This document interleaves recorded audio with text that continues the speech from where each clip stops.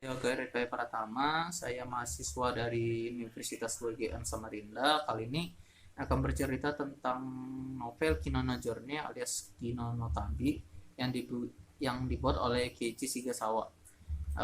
Awal cerita dimulai dengan Kino yang mengendarai motornya bernama Hermes, sedang berpergian menjelajahi kota dan tempat baru. Dan selama di perjalanan, Hermes berbicara kepada Kino mengapa dia tidak makan atau beristirahat sebentar, mengetahui tempat yang ditujunya masih lumayan jauh dan menyebabkan Kino kecapean dan lelah. Lalu Kino bilang bahwa ini masih tidak apa-apa, dia masih bisa bertahan, dan Kino bersikeras untuk menyimpan makanannya karena dia ingin memakannya jika sesampai di kota tersebut. Dan selama di perjalanan, Kino tidak sengaja menabrak batu yang menyebabkan Kino dan Hermes terjatuh. Kino meminta maaf kepada Hermes sembari mengangkat Hermes, dan Kino melanjutkan perjalanannya bersama Hermes menuju kota tujuannya. Sesampainya mereka di kota tujuannya, Kino membuat Hermes berhenti. Di depan benteng ada parit dengan jembatan yang memanjang. Tidak lama kemudian Kino terjatuh dari motornya, dan Hermes bertanya mengapa ada apa dengan Kino. Kino bilang bahwa dia sangat kelelahan dan sangat lapar. Lalu Hermes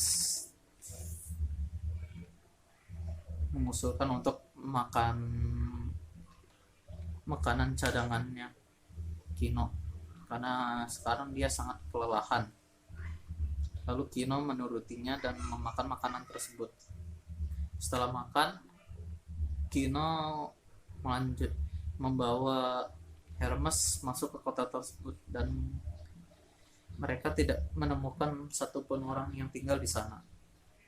Kino dan Hermes bertanya-tanya mengapa di kota tersebut tidak ada satupun orang yang tinggal di sana, melainkan hanya ada mesin yang bekerja di sana. Sambil berjalan dan mencari orang-orang di kota tersebut, Kino tidak sengaja menemukan restoran. Karena Kino masih lapar, Kino pun memutuskan untuk masuk ke restoran tersebut dan makan. Kino memesan sebuah spaghetti dan steak.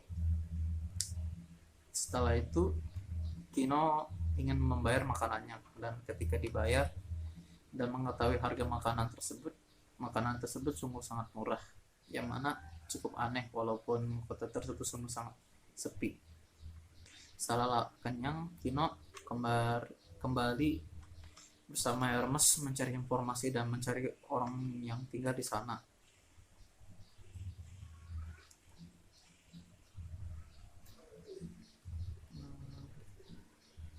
Kino dan Hermes melanjutkan perjalanan mereka mencari penginapan untuk ditinggali sementara.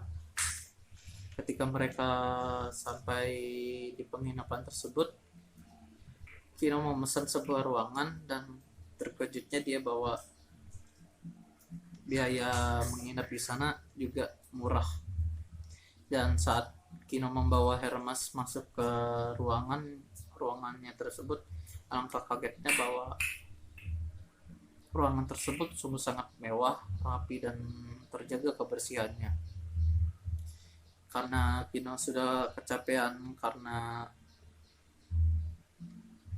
perjalanan sebelumnya, Kino langsung saja tidur di kasur yang empuk dan mewah tersebut.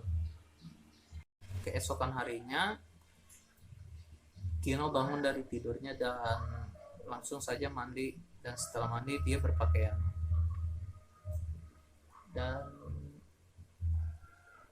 setelah itu Kino sarapan di restoran di dekat lobi, dan di dekat lobi tersebut makanan telah disiapkan untuk Kino berupa telur dan bacon.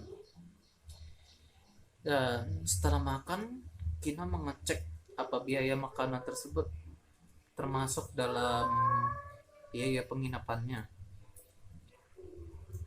Lalu Kino dan Hermes keluar dari penginapan tersebut dan mencari pom bensin untuk mengisi bensinnya Hermes. Setelah mengisi ulang Hermes, Kino dan Hermes kembali menjelajahi kota tersebut dan menikmati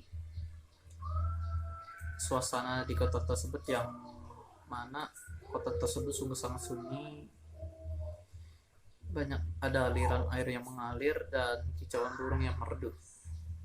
Seringkali mereka menemukan rumah yang berjejer walaupun tidak ada orang di dalamnya. Lalu Kino dan Hermes menemukan tempat observasi di kota tersebut dan memasukinya. Sesampainya mereka di tempat observasi, mereka melihat-lihat di kota tersebut. Kota tersebut sungguh sangat sunyi, dan Kino mengeluarkan teropongnya dan memakainya untuk melihat-lihat kota tersebut. Dan Kino tidak sengaja menemukan ada seseorang yang tinggal di kota tersebut. Seorang perempuan yang sedang menyirami tanaman di pekarangan rumahnya.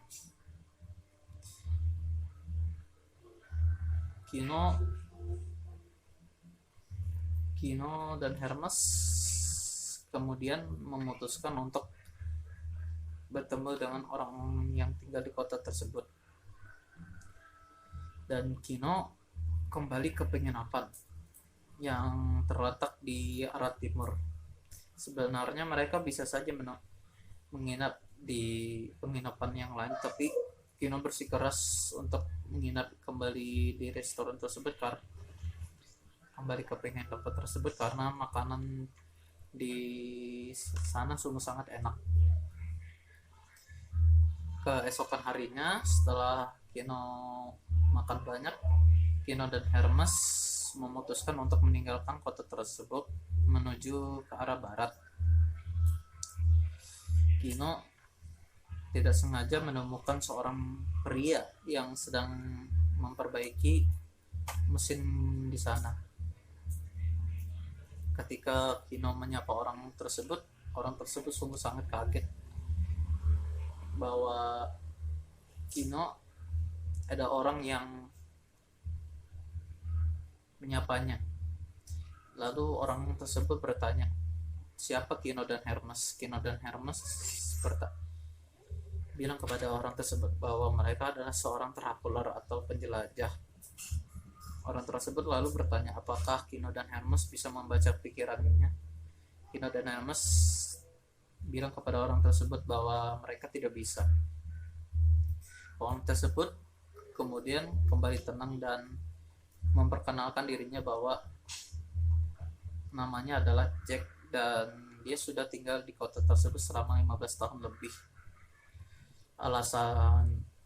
Lalu Kino bertanya kepada orang tersebut, mengapa kota tersebut sangat sepi. Orang tersebut kemudian bilang kepada Hermes dan Kino bahwa kota tersebut sepi karena mereka telah dibuatkan semacam chip di otak mereka untuk berbicara secara telepati, dan alasan kota tersebut sangat sepi karena pekerjaan mereka digantikan oleh robot yang ada di sana. Dan setelah mengetahui informasi tersebut, Kino dan Hermes melanjutkan perjalanan mereka dan mengucapkan selamat tinggal kepada orang tersebut.